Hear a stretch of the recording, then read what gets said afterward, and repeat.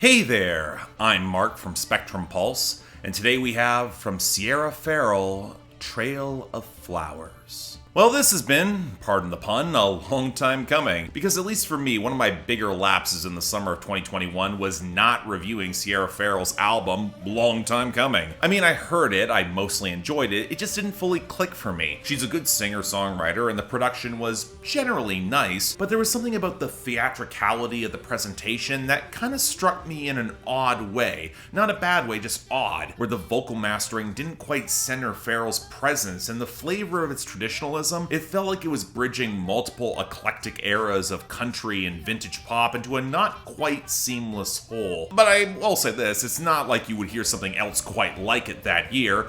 I'm inclined to call that a big positive, but after a big collab with Zach Bryan landed her the spotlight proper, with Holy Roller even charting for multiple weeks in the Hot 100, and even more critical acclaim pouring in for this project, I knew I had to get around to it. And yeah, this definitely clicked a lot better, to the point where I found myself wondering if it was just the vocal mastering of earlier projects that kept them from working for me. I mean, it was something I could compare with songs like Rosemary and I'll Come Off the Mountain. Those are two songs from her first two projects that are currently not on streaming. They're on Bandcamp, but they also show up here with more polished and new versions. But I wouldn't say that's the only factor, because Trail of Flowers is an example of both increased budget, but a refinement of scope. There's still traces of that wild flair for the broadly theatrical, but the genre bending has kinda narrowed, leaning more on old school acoustic country, traditional bluegrass, and Celtic folk, especially with how robust that warm fiddle can be, which I just loved. Now, I credit some of this to Eddie Spear, who you might recognize from production work with Zach Bryan, and he took over the production and mixing here for the majority of the tracks. And while I can hear the argument that by moving Ferrell's winsome and vibrant voice closer to the front of the mix, you might lose some of that mystique, I'd probably counter that with the immediacy of her melodic hooks and singing cranked up, you're able to showcase her strongest talents. It's the big reason big sing-alongs like I Could Drive You Crazy, Dollar Bill Bar, Money Train, Lighthouse, and especially the galloping barn burner of Fox Hunt go off so damn well. And when you get to the songwriting, okay, you know what, I won't say I was blown away, but Ferrell is very effective in painting the sort of wild, passionate love stories where she will fully acknowledge that she is loved and lost so many times, and yet never has quite become jaded, provided of course you can keep up even through the bad times where sometimes she's the problem. And I can't lie, more often than not I found it immensely charming. The performance just worked. But she also nails the tougher moments well.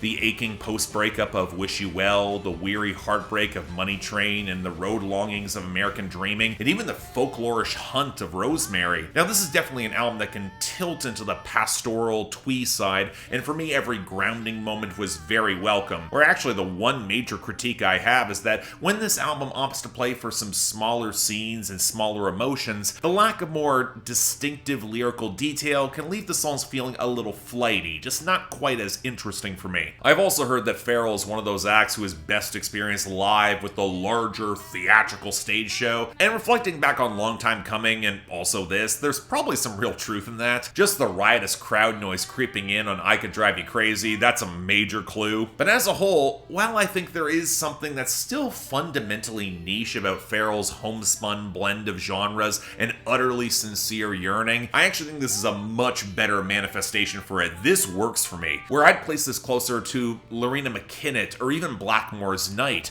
and given how much I really like both those acts, it's high praise indeed. Honestly, I'm a little bit awestruck that she has seen this much success with her aesthetic and sound, but I'm thrilled she has. It's a great album, happy that I can finally get on board the bandwagon. I know I'm a little bit late to this review, but please, give us a shot. Check it out. So yeah, thanks a lot for watching. If you want to see more, please be sure to like, share, drop comments, and subscribe.